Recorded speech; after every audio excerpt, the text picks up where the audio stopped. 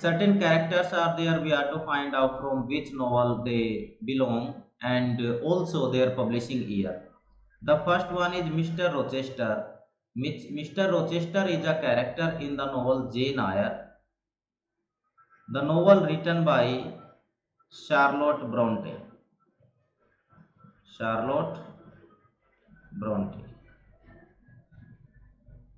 Here, Mr. Rochester is the landlord. The novel published in 1847, and he has a maid named Jane. He has a wife also who is mad, who has been imprisoned by him in the attic on the terrace. और उसके बारे में जेन को नहीं पता होता है.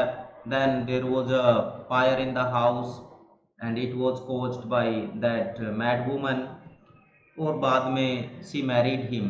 कौन? जो जेन है, she married Mister Rochester. The second novel is character is David Copperfield. The title of the novel is also David Copperfield. Is written by Charles Dickens. Charles Dickens ये वाक है. It is an autobiographical work. ये बहुत बार paper में आया है कि Dickens का कौन सा जो वाक है वो ऑटोबायोग्राफिकल है.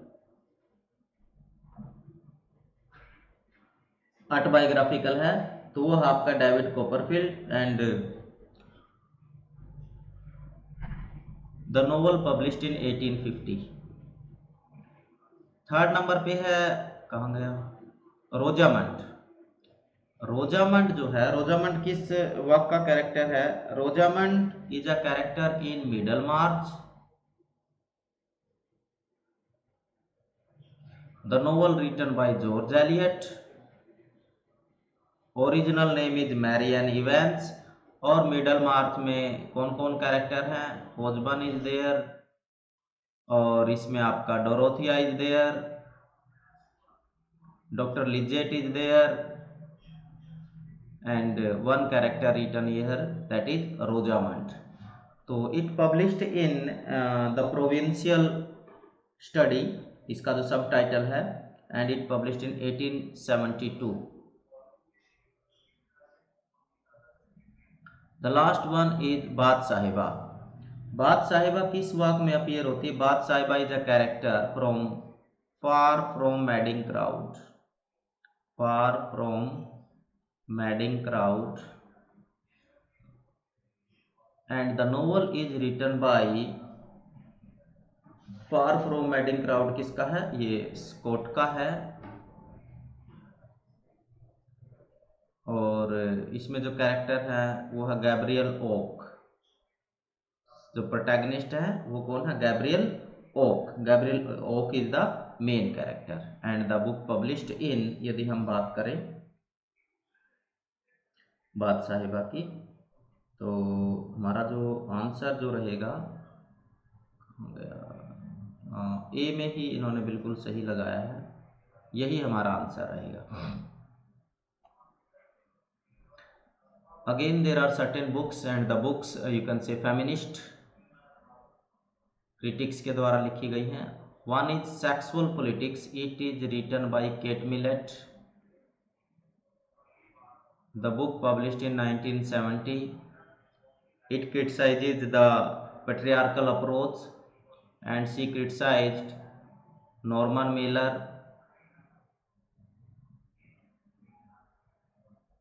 Henry Miller, D.H. Lawrence.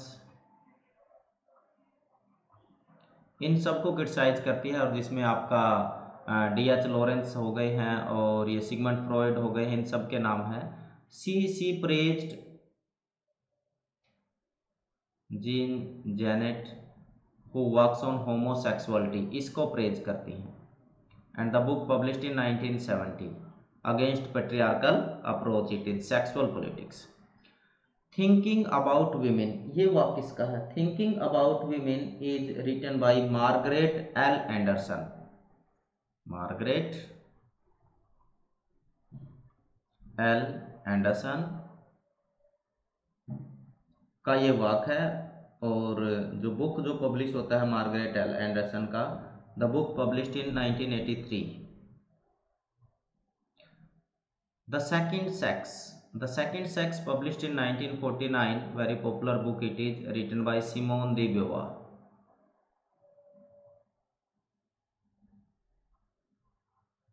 Simone de Beauvoir का वाक है second sex. The prisoner of sex. The prisoner of sex is also a work that is very popular, written by Norman Mailer.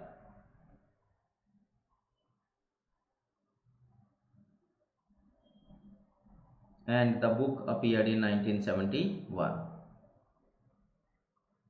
अब इनको chronology में लगाना कोई मुश्किल काम नहीं है, क्योंकि साथ में मैंने डेट्स लिख दी हैं, तो आपका ऑप्शन नंबर जो है 1 ही करेक्ट आंसर है। Lucy Hutchinson's memoir of the life of Colonel Hutchinson, ये बुक जो है the book published in 2010। Milton's Paradise Lost first is published in 1667 when the book contained only 10 books. Later it was revised in 1674, then there are 12 books. Written by John Milton, great English poet. Bunyan's Pilgrim Progress, the book published in 1678. Book has 2 parts.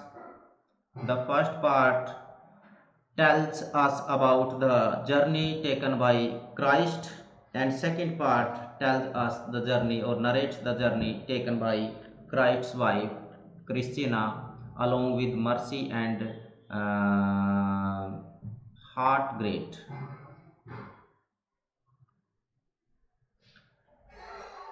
तो इस तरीके से हमारे पास जो है ये question बनता है, और इसका जो आंसर बनता है वो बनता है आपका, कहाँ गया, अच्छा एक रह गया, ड्राइडन्स हिन एंड द पैंथर। ये सबसे अर्लियर वाक है, ये वैसे ही समझ जाना चाहिए था कि ड्राइडन का आएगा सबसे पहले नंबर पे।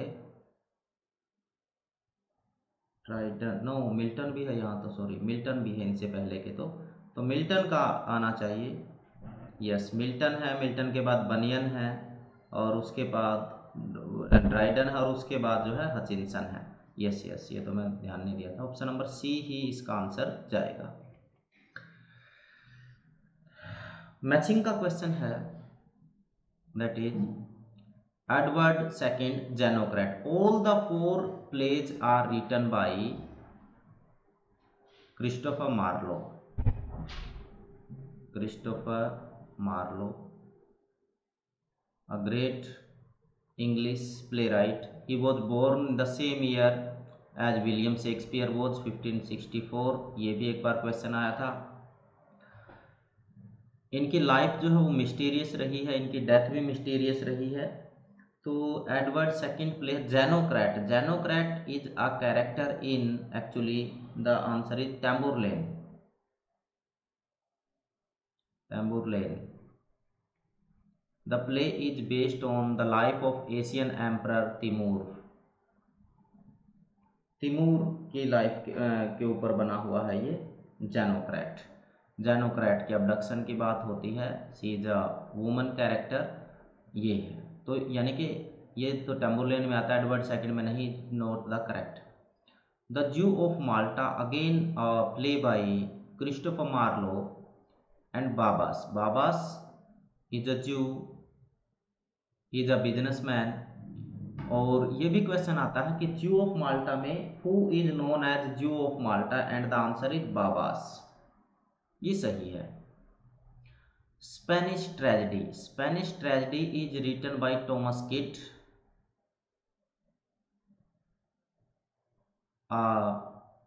Tragedy of revenge, revenge tragedy आप कह सकते हो, इन्फ्लुएंस्ड बाय सेनेका, या इसको सेनेकन ट्रेजेडी भी बोलते हैं।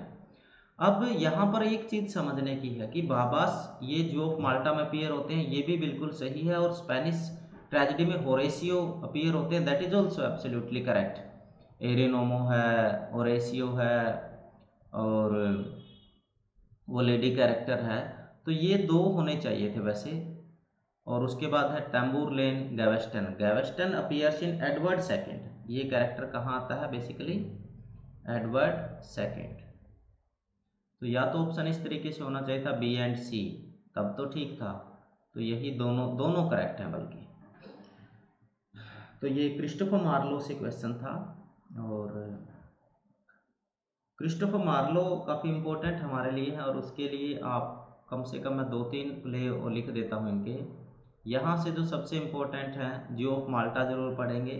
क्वेश्चन खासकर ये आता हु इज ज्यू ऑफ माल्टा, और वो आपके हैं बाबास हैं। और जो ज्यू ऑफ माल्टा है, he is only takes care of his daughter that is Abigail, she is the daughter of Jew of Malta. और दूसरा जो आपको एक डॉक्टर फोस्टस पढ़ना है, ठीक है, ये जरूर पढ़ना है। और टैम्बोरलिन, ये 3 प्लेज की समरी जरूर पढ़े। और यहाँ से स्पेनिश ट्रेजेडी जरूर पढ़े, ठीक है, ये काफी इंपॉर्टेंट है। Inscape refers to, inscape, instress, sprung rhythm,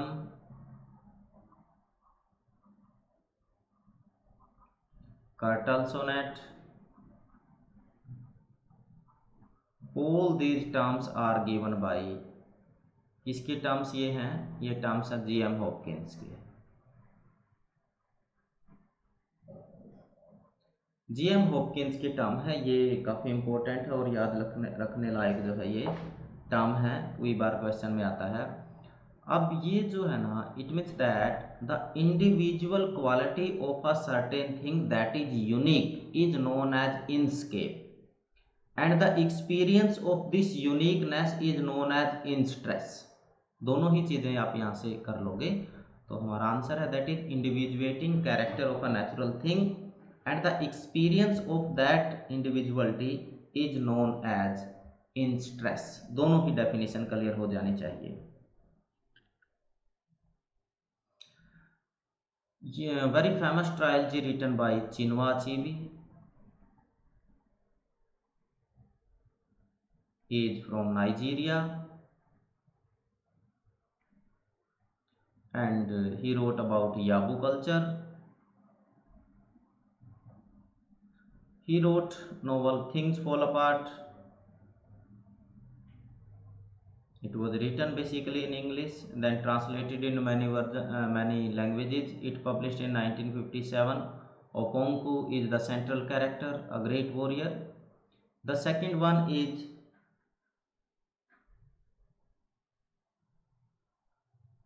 No Longer at Ease, black है ये, it published in 1960. And third one is Arrow of God, the novel published in 1964. ये क्वेश्चन कोई ये मान के चलो कि 10 बार क्वेश्चन ये पूछा जा चुका है कम से कम, very important it is written by. और देखिए यहाँ से एक क्वेश्चन और बहुत बार पूछते हैं, थिंग्स फॉल अपार्ट का टाइटल कहाँ से आया है? Title has been taken from the poem second coming, and the poem is written by W.B. Yeats। Very important it is. Next है which of the following pairs is correctly matched. Pair देखना है, Robert Southey and the poem is Lady of the Lake. Actually Lady of the Lake is a poem written by Walter Scott.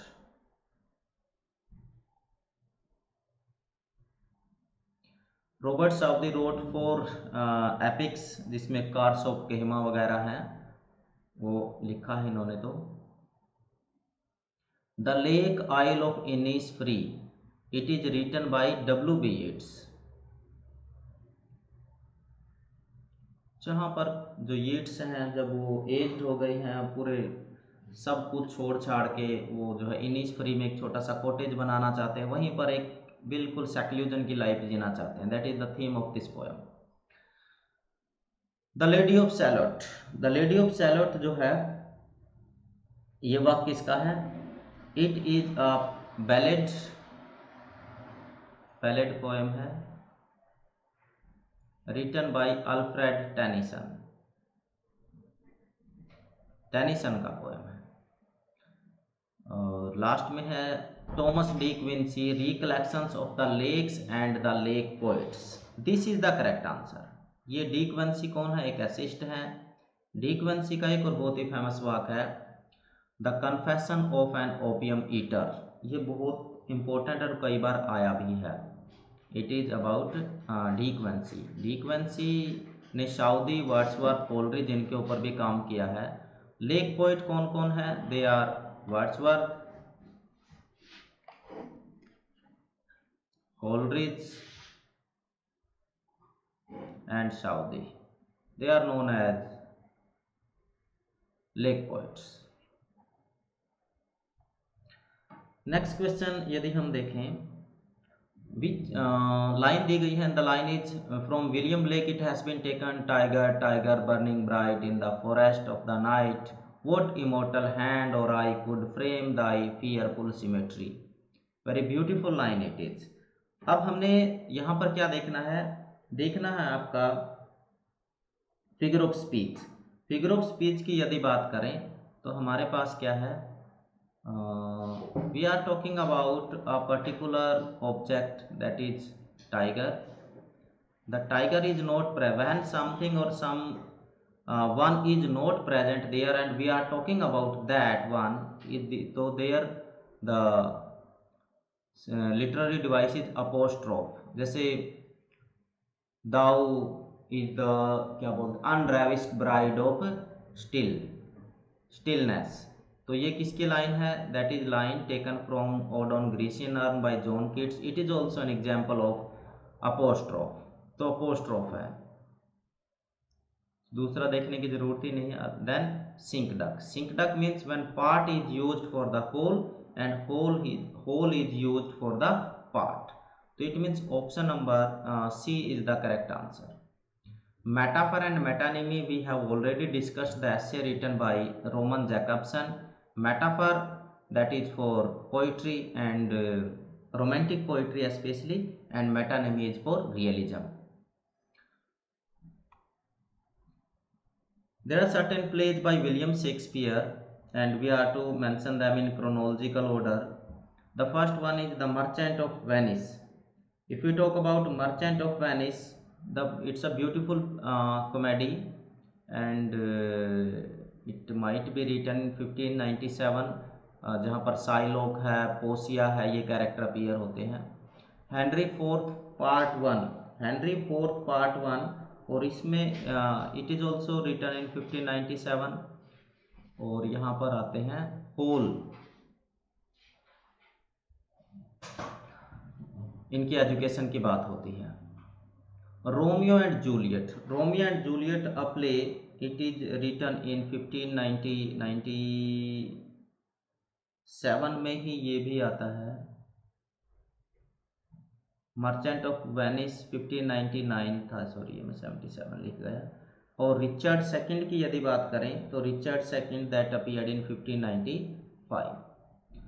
All the plays are written by William Shakespeare and Merchant of Venice is a comedy. Henry IV Part 1 historical play. Romeo and Juliet, it is a tragedy, and Richard II is also a historical play by Shakespeare. Heroic couplet. Heroic couplet written in iambic pentameter, rhyming lines complete in themselves. It is known as iambic pentameter. First it was used by Chaucer, Geoffrey Chaucer, and the work was Legend of Good Women. ये question कई बार आया है कि first time इसको किसने जो है handle किया था, तो चौसर की बात होती है, and the work was legend of good women. Later it was used in Canterbury tales also. It means that कि we are talking about iambic pentameter, और इयम्बिक पेंटामीटर तो इसने हर लाइन में दिया है, लेकिन हमने देखना है कि there is a rhyme also, क्योंकि हीरोइक कपलेट, कपलेट तभी बनेगा जब राइम होगा। Rhyming iambic pentameter lines, unrhyme नहीं होगा। यहाँ राइमिंग है लेकिन बात हो रही है हेक्सामीटर की, नहीं होगा, यहाँ भी हेक्सामीटर है। Iambic pentameter and rhyme is there. Option number 1 जो है that is the correct answer. Heroic couplet जिसकी अभी बात हुई है, वो यहाँ पर बात हुई है heroic quatrain. Heroic quatrain means again rhyme would be there, this time couplet में lines, 2 lines are there, in quatrain there are 4 lines. तो हीरोइक क्वाट्रेन की बात होगी, it means that again 4 line stanza it is written in iambic pentameter. Iambic pentameter आपने नहीं छोड़ना है, तो वहीं से हमारा आंसर निकला। हेक्सामीटर का मतलब होता है 6 लाइन, पेंटामीटर का मतलब होता है 5, लेकिन यहाँ पर 6 लाइन स्टैंजा इसने लिखा है, तो इट मीन्स क्वाट्रेन है तो ऑटोमेटिकली 4 लाइन स्टैंजा ये होगा। इंटरनल राइम, देखिए वैसे राइम को हम काउंट कैसे करते हैं, एंडिंग राइम लास्ट में, लेकिन इंटरनल राइम एक ही लाइन में 2 राइम होगी बीच की राइम। जैसे एक जगह मान लेते हैं सिली आ गया, तो इसी लाइन में कहीं विली भी होगा, तो this is known as internal rhyme. एक ही लाइन में राइम हो, और एंड राइम होती है जो शुरू की लाइन में एंडिंग और जो नेक्स्ट लाइन है उसका जब मैचिंग होता है, that is known as end rhyme. तो इंटरनल राइम का आपको आई थिंक क्लियर हो गया होगा। तो इसमें राइमिंग ऑफ 2 और more words in the same line, बात सेम लाइन की होगी, बस यही समझ लीजिए। नेक्स्ट और जो है प्रीवियस लाइन की नहीं, सेम लाइन। ऑप्शन नंबर जो है C, that is the accurate answer. और ठीक है फ्रेंड्स, तो बाकी हम कल करेंगे, नेक्स्ट जो क्वेश्चन होंगे वो हम कल डील करेंगे। Thank you, thanks a lot. Thanks a lot Prasad, thanks you.